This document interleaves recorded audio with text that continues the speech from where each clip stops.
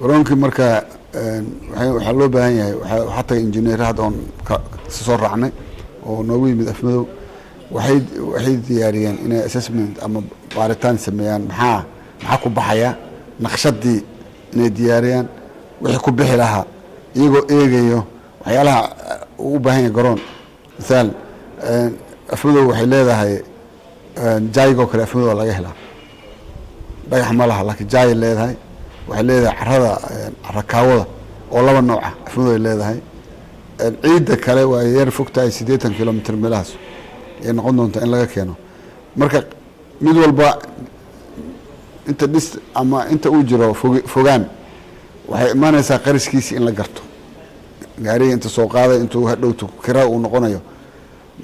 macna markaas ogaan karaan qaramaha galay mogtahay marka wixii macluumaad way soo qaateen wixii ciiday soo qaadan kareen way soo qaateen hadda waxay ku maqan yihiin inay soo diyaariyaan barnaamijka dhameystiran oo qariska gal lahaa inay sheegaan mugsoonta marka qariska la ogaado waxa imanaya marka percentage-ka bulshada ku soo aadayso yaa la ogaanaya si bulshaduna marka ugu diyaar garowdo ilaa hadda ma ogin haddii meesha garoonka dhismihiisa 5 milyan noqonaya 3 milyan noqonaya ma inta u dhaxayso noqonaya wali ma ogin ayaa noo sheegi doona markay noo sheegaan ayaa waxa iman doona marka inay yiraahdaan percentage-ka ama 10% ama 15% ama 10%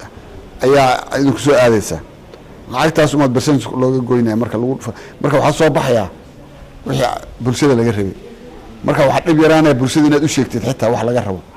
anagu target ahaan waxaan si yani qiyaas ah aan soo jeedinay bulshada marka ugu yarta 1 milyan inay hesho oo xageeda laha sidoo kale ra'iisul wasaaraha dhagax dhigay waagii iyo madaxweynaha markay Jubbaland ay istaageen ra'iisul wasaaraha qudhigiisa inuu contribution wax ka keenso uu ballan qaaday isna waa ka sugeynaa laakiin waxa dhan waxay soo baxayaan markaan ogaano qiimaha horta meesha lacagta gelayso marka la ogaado yaan percentage-ka marka hay'ad way qaadanayso inta anaga nagu soo aadayso markaas kala cadaanaysa markaas ay noqonaysaa marka bulshadana in la soo hadda shir baan qabanay shalay iyo daraad mugsoontahay shirkaas waxaan dadku u sheegnay midna wuxuu ahaa mid odayaal dhaqan shirka saaka waa ka duunaa wuxuu ahaa maamul daadejintu wasaaradihii baan wada hadlaynay si loo wada shaqayn lahaa laakiin shalay waxaa loo sheegay dadkii inuu barnaamijka jiro una diyaar garoobaan inay mataqaana ka qaybtooda qaataan wayna ogolaadeen oo waxa weeyaan way sugayaan hadda in la yiraahdo intaas nagu soo aaday reer Jubbada hoose ama aan niraahdo ama reer Jubbaland intaas ku soo aaday marka dadka dibadda ay noqonaysa oo ugu sokayso Gaarisa oo dadka reer Afmadow way guureen Gaarisa dad badan adeegay Gaarisa bulsho badan adeegay ama qaar lagu biilo oo biladaha ama qaar ganacsi haysto marka Gaarisa laga bilaabo guddi baan hadda laga dhisayaa oo hadda lagu maqan yahay guddi Nairobi oo jiray baa qayb kamid ah hadda Gaarisa joogta oo guddiga dhisaysa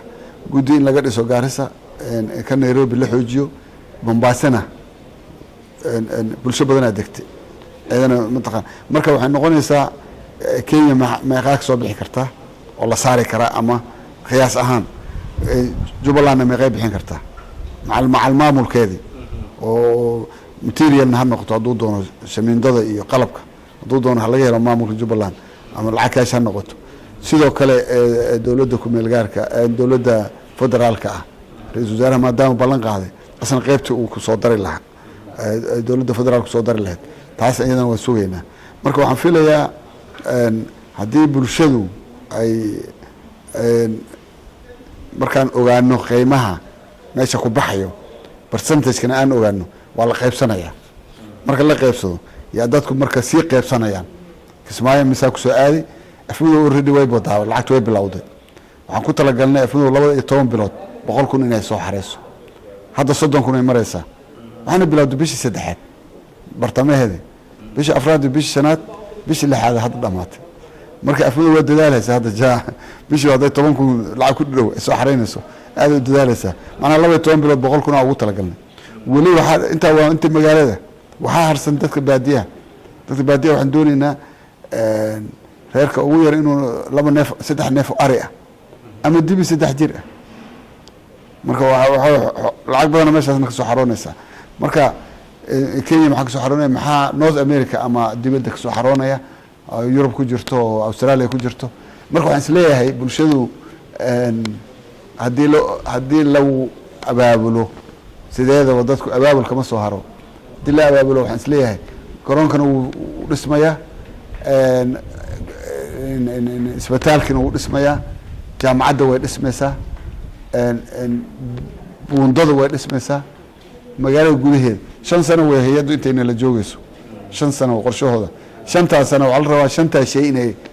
inay noo dhamaato